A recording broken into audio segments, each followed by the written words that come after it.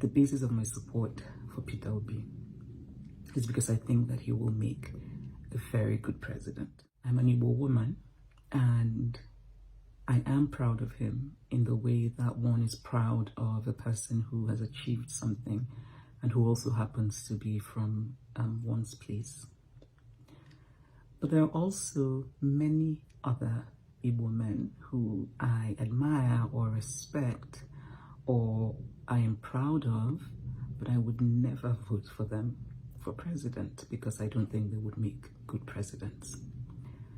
And so the basis of my support for Peter Obi is because I think that he will make a very good president. I don't think, I think that it's unfortunate that we often turn our opponents into caricatures, and I don't think that's necessary. What's important to think about is not, how can we demonize the opponent, but rather who is the best. And Peter Obi is by far the best. So one thing that is so significant is how he has completely changed the political landscape in Nigeria. We've never had this kind of organic, grassroots enthusiasm from people all over the country.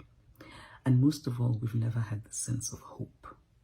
I've always believed that there's nothing more essential to the human spirit than hope. People might say cynically that hope doesn't win elections, but actually it does. Because what happens is that hope propels people. Hope gets people out to vote. Hope gets people to believe in a government. Hope gets people to feel carried along by their leaders. And I think it's wonderful to have manifestos, but the reality of leadership is that when you get in there, sometimes your manifestos and your ideas don't quite align with the reality of what you find. And so while I think it's good to think of the ideas that leaders or potential leaders have, I think it's even more important to think about the sort of person they are. Because increasingly, I think that leadership is really about character. And I say that because it's your character that determines how you go about solving a problem. And so the questions I think are important to ask are, is this person a person who listens? Because listening is essential to leadership. Does this person have an arrogant attitude to leadership? Or does this person think of leadership as service? Does this person seem to know what life is like for ordinary people? Does this person talk to ordinary people? Does this person seem sincere? Is this person intellectually curious?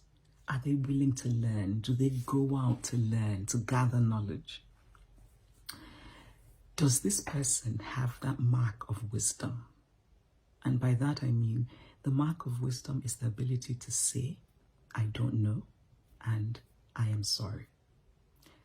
Essential marks of wisdom. Does this person have that? Does this person have a cohesive sense of what Nigeria should be? Is this person comfortable going to all parts of Nigeria? Is this person desperate to be president? Or does this person want to be president out of a sense of, out of a desire to serve, out of a sense of love as well, really? These are the things I think about when I think about Peter Obi, and it's the reason that I support him. For me personally, where a president comes from has just never been that important.